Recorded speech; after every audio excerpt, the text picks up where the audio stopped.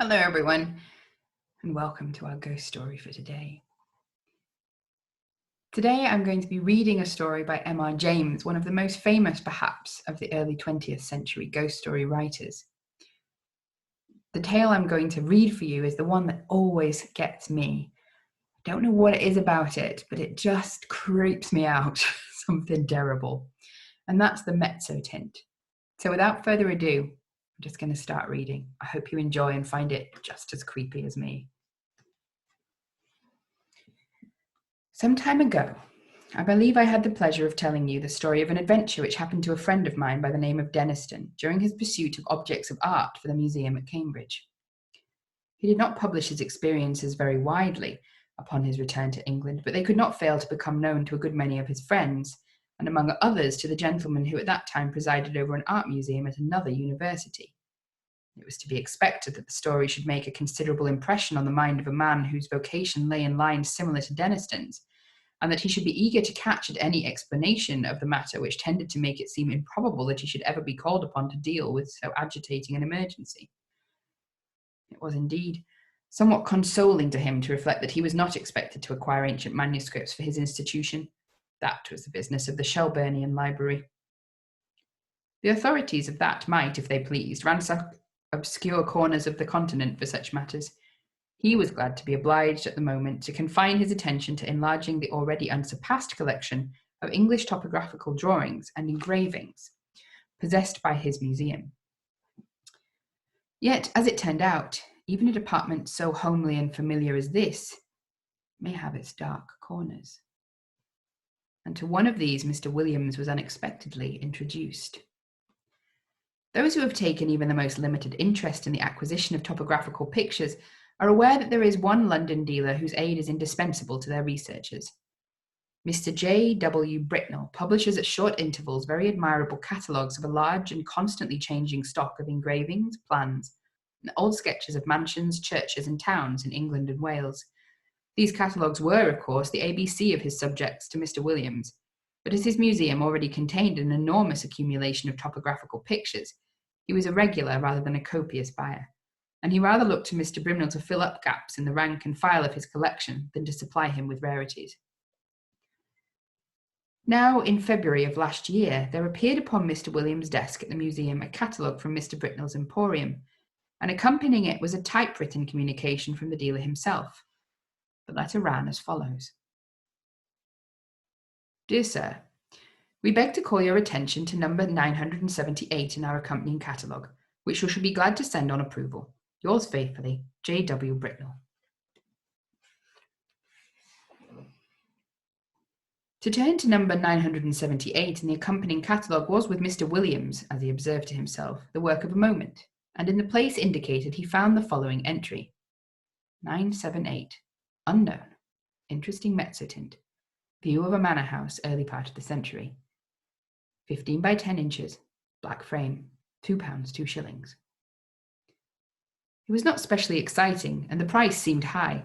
However, as Mr. Britnell, who knew his business and his customer, seemed to set store by it, Mr. Williams wrote a postcard asking for the article to be sent on approval, along with some other engravings and sketches which appeared in the same catalogue. And so he passed without much excitement of anticipation to the ordinary labours of the day. A parcel of any kind always arrives a day later than you expect it, and that of Mr. Britnell proved, as I believe the right phrase goes, no exception to the rule. It was delivered at the museum by the afternoon post on Saturday, after Mr. Williams had left his work, and it was accordingly brought round to his rooms in college by the attendant, in order that he might not have to wait over Sunday before looking through it and returning such of the contents as he did not propose to keep. And here he found it when he came in to tea with a friend. The only item with which I am concerned was the rather large black frame Mezzotint, of which I have already quoted the short description given in Mr. Britnell's catalogue. Some more details of it will here be given, although I cannot hope to put before you the look of the picture as clearly as it is present to my own eye. Very neatly, the exact duplicate of it may be seen in a good many old inn parlours, or in the passages of undisturbed country mansions at the present moment. It was a rather indifferent Mezzotint, and indifferent Mezzotint is perhaps the worst form of engraving known. It presented a full-face view of a not very large manor house of the last century, with 3 rows of plain, sashed windows with rusticated masonry about them, a parapet with halls or balls or vases at the angles, and a small portico in the centre. On either side were trees, and in front a considerable expanse of lawn.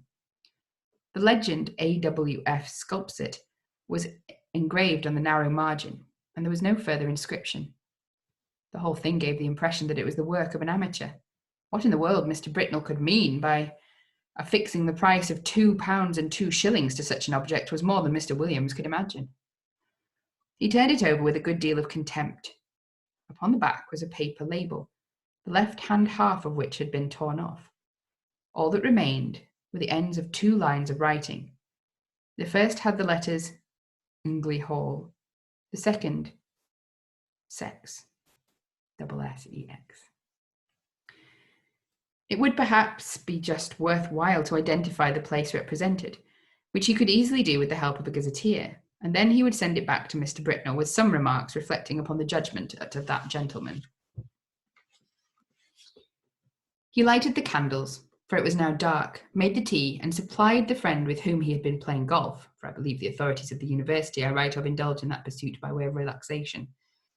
And tea was taken to the accompaniment of a discussion which golfing persons can imagine for themselves, but which the conscientious writer has no right to inflict upon any non-golfing persons.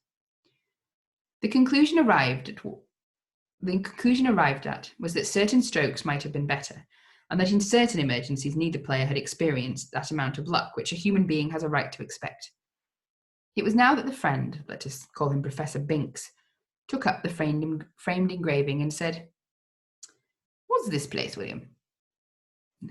Just what I'm trying to find out," said William, going to the shelf for a gazetteer.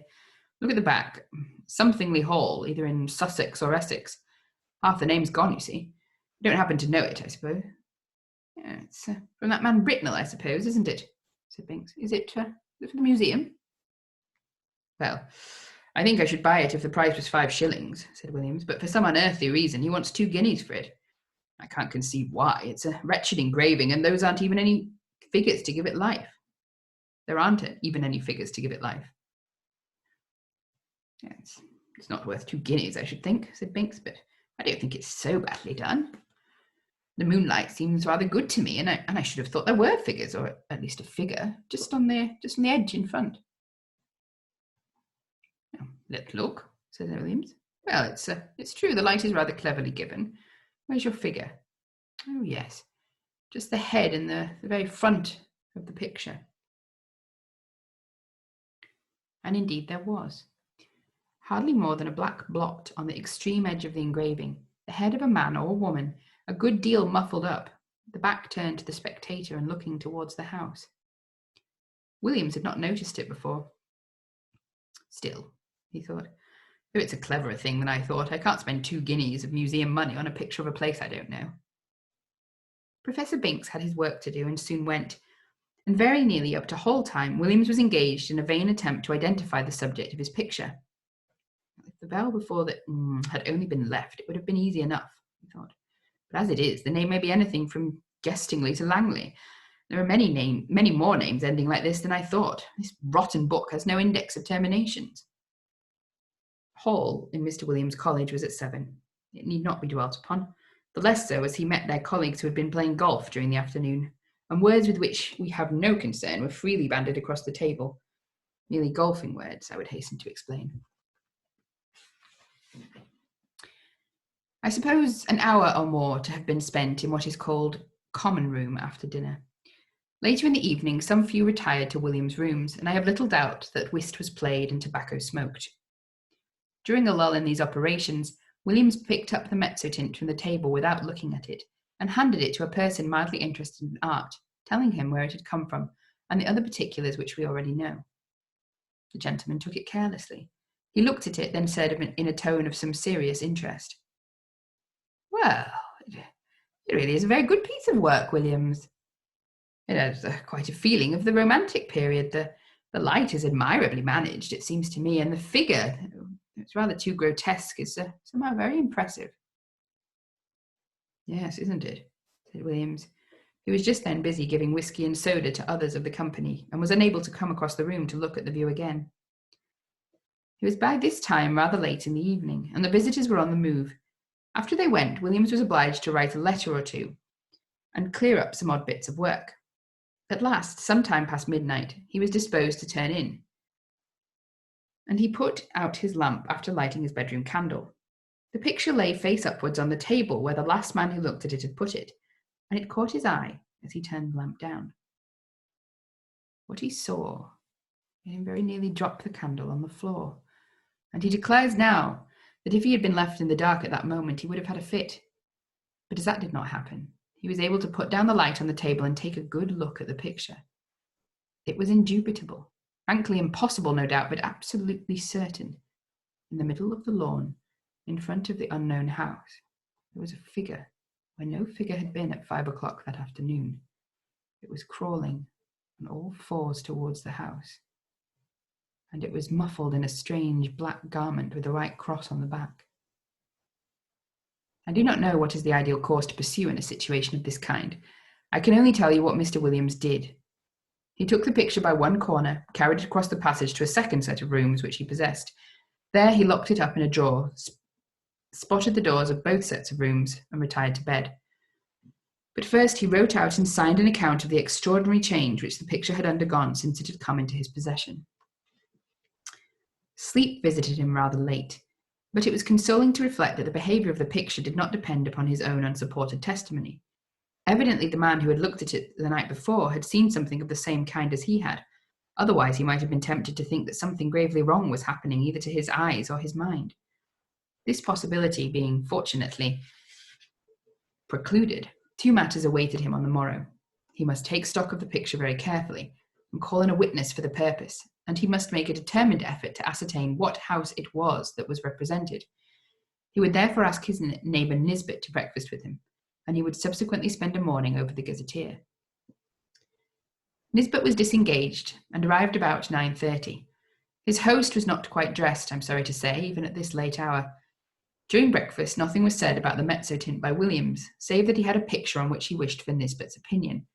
But those who are familiar with university life can picture for themselves the wide and delightful range of subjects over which the conversation of two fellows of Canterbury College is likely to extend during a Sunday morning breakfast.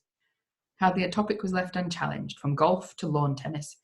Yet I am bound to say that Williams was rather distraught, for his interest naturally centred in that very strange picture, which was now reposing, face down, in the drawer in the room opposite. The morning pipe was at last lighted, and the moment had arrived for which he looked. With very considerable, almost tremulous excitement, he ran across, unlocked the drawer, and extracting the picture still face downwards, ran back and put it into Nisbet's hand. "Now," he said, "Nisbet, I want you to tell me exactly what you see in that picture. Describe it, if you don't mind, rather minutely. I'll tell you why afterwards." "Yeah, well," said Nisbet, I have here a view of a country house, English, I presume, by moonlight." "Moonlight? You're sure of that?" "Oh, well, certainly. The moon appears to be on the wane, if you wish for details, and there are clouds in the sky." "All right. Go on. I'll swear," added Williams, as an aside, that there was no moon when I first saw it. Well, there's not much more to be said," Nisbet continued. "The house has 1, 2, 3 rows of windows, 5 in each row, except at the bottom where there's a porch instead of the middle one. And but what about figures?" said Williams with marked interest. "Well, there aren't any," said Nisbet. "But what? No figures on the grass in front?" "No, not a thing." "You'll swear to that?" "Certainly I will, but there's just one other thing." "What?" "Why, one of the windows on the ground floor after the door is open." "Is it really? My goodness, he must have got in," said Williams with great excitement. And he hurried to the back of the sofa on which Nisbet was sitting, and catching the picture from him, verified the matter for himself. It was quite true. There was no figure, and there was the open window. Williams, after a moment of speechless surprise, went to the writing table and scribbled for a short time. Then he brought 2 papers to Nisbet and asked him first to sign one. It was his own description of the picture which you have just read, and then to read the other, which was William's statement written the night before. "Yes, what can it all mean?" said Nisbet. "Exactly," said Williams. "Well, one thing I must do, or 3 things, now I think of it. I must find out from Garwood," this was his last night's visitor, "what he saw, and then I must get the thing photographed before it goes further, and then I must find out what the place is." "Well, I could do photographing myself," said Nisbet, "and I will, but, it looks very much as if you were assisting at the working out of a tragedy somewhere. The question is, has it happened already? Or is it going to happen?"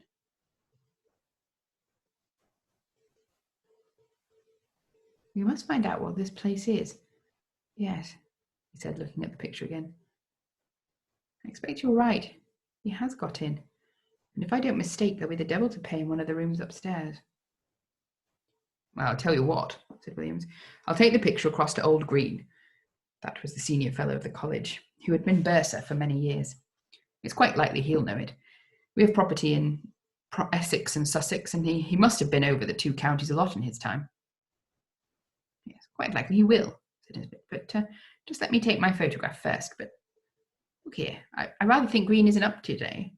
He wasn't in Hall last night, and I think I heard him say he was going down for the Sunday." "That's true too," said Williams. "I know he's gone to Brighton. Well, if you photograph it now, I'll go across to Garwood and get his statement, and you keep an eye on it while I'm gone. I'm beginning to think that 2 guineas is not a very exorbitant price for it now." In a short time he had returned and brought Mr. Garwood with him.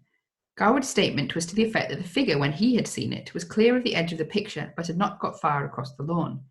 He remembered a white mark on the back of its drapery, but could not have been sure it was a cross. A document to this effect was then drawn up and signed, and Nisbet proceeded to photograph the picture. "Well, now what do you mean to do?" he said. "Are you going to sit and watch it all day?" "Well, no, I think not," said Williams. "I rather imagine we're meant to see the whole thing. You see, between the time I saw it last night and this morning, there was time for lots of things to happen, but the creature only got into the house. It could easily have got through the business in the time and gone to its own place again, but the fact of the window being open, I think, must mean that it's in there now. So I feel quite easy about leaving it, and besides, I have a kind of idea that it wouldn't change much, if at all, in the daytime. We might go out for a walk this afternoon and come in to tea, or whenever it gets dark. I shall leave it out on the table here and sport the door. My Skip can get in, but no one else." The 3 agreed that this would be a good plan, and further, that if they spent the afternoon together, they would be less likely to talk about the business to other people. For any rumour of such a transaction was going on, would bring the whole of the Phantasmalogical Society about their ears. We may give them a respite until 5 o'clock. At or near that hour, the 3 were entering William's staircase. They were at first slightly annoyed to see that the door of his rooms was unsported, but in a moment it was remembered that on Saturday the Skips came for orders an hour or so earlier than on weekdays. However, a surprise was waiting for them. The first thing they saw was the picture, leaning up against a pile of books on the table as it had been left. And the next thing was William's Skip, seated on a chair opposite, gazing at it with undisguised horror. How was this? Mr. Filcher, the name is not of my own invention, was a servant of considerable standing, and set the standard of etiquette to all his own college and to several neighbouring ones, and nothing could be more alien to his practice than to be found sitting on his master's chair, or appearing to take any particular notice of his master's furniture or pictures. Indeed, he seemed to feel this himself. He started violently when the 3 men came into the room, and got up with a marked effort. Then he said, "I ask your pardon, sir, for making such a freedom as to sit down." "Oh, not at all, Robert," interposed Mr. Williams. "I was meaning to ask you some time what you thought of that picture." "Oh, well, sir, of course I don't set my opinion against yours, but it ain't the picture I should hang where my little girl could see it, sir." "Well, wouldn't you, Robert? Why not?" no, so why, the poor child, I recollect once she saw a doll Bible whose picture's not half what that is, and we had to set her up for 3 or 4 nights afterwards, if you'll believe me. And if she was to catch a sight of that skeleton there, or whatever it is, carrying off that poor baby, she'd be in a taking. You know how it is with children, how nervous they is. Get with one little thing and all. But what I should say, it don't seem a right picture to be laying about, sir. Not where anyone that's liable to be startled should come on it. Should you be wanting anything in the evening, sir? Thank you, sir. With these words, the excellent man went to continue the round of his masters, and you may be sure the gentleman whom he left lost no time in gathering round the engraving. There was the house, as before, under the waning moon and the drifting clouds. The window that had been open was shut, and the figure was once more on the lawn, but not this time crawling cautiously on hands and knees. Now it was erect, and stepping swiftly with long strides towards the front of the picture.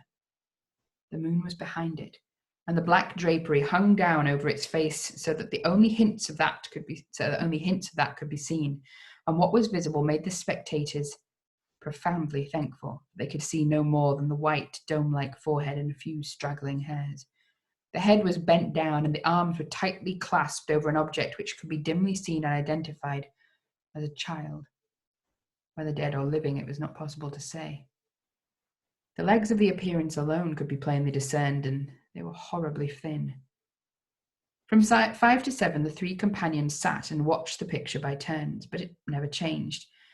They agreed at last that it would be safe to leave it, and that they would return after Hall and await further developments. When they assembled again at the earliest possible moment, the engraving was there, but the figure was gone, and the house was quiet under the moonbeams. There was nothing for it but to spend the evening over gazetteers and guidebooks. Williams was the lucky one at last, and perhaps he deserved it. At 11:30 p.m., he read from Murray's Guide to Essex the following lines. 16.5 miles, Anningley. The church has been an interesting building of Norman date, but was extensively classicized in the last century. It contains the tombs of the families of Francis, whose mansion, Anningley Hall, a solid Queen Anne house, stands immediately beyond the churchyard in a park of about 80 acres. The family is now extinct, the last heir having disappeared mysteriously in infancy in the year 1802. The father, Mr. Arthur Francis, was locally known as a talented amateur engraver in Mezzotint. After his son's disappearance, he lived in complete retirement at the Hall, and was found dead in his studio on the 3rd anniversary of the disaster, having just completed an engraving of the house, impressions of which are of considerable rarity. This looked like business, and indeed Mr. Green on his return at once identified the house as Anningley Hall.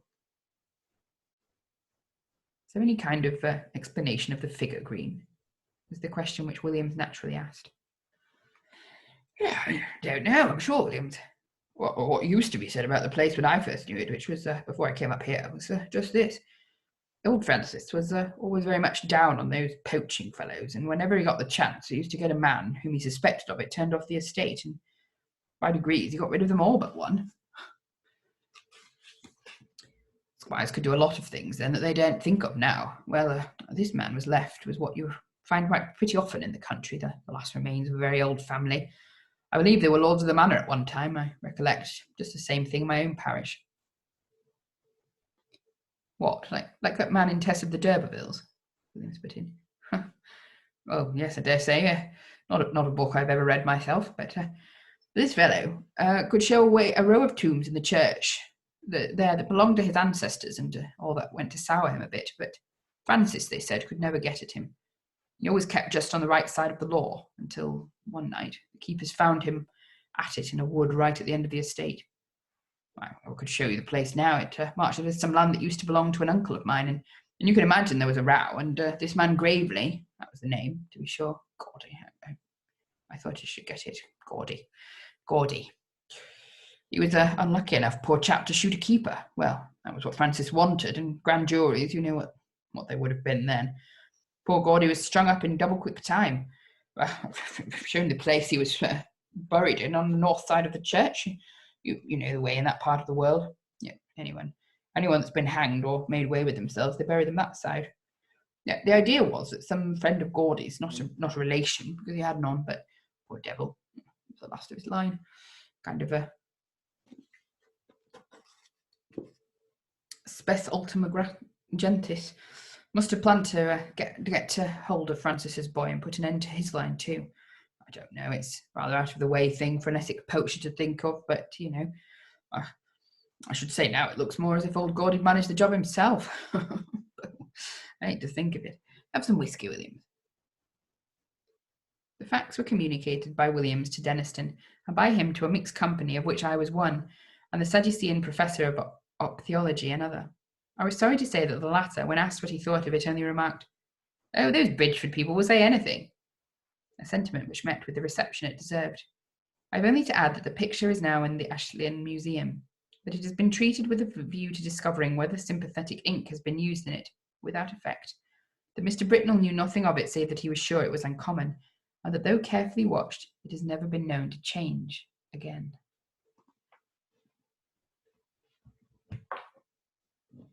Well, I hope that you enjoyed this story. I just wanted to quickly check something. But yes, I was right. Early 20th century for the majority of those publications. It's a very creepy story for me. I don't know what it is about it. Just that idea, the picture that you can't stop from moving. Anyway, good night. Sleep tight. Don't let the ghouls bite.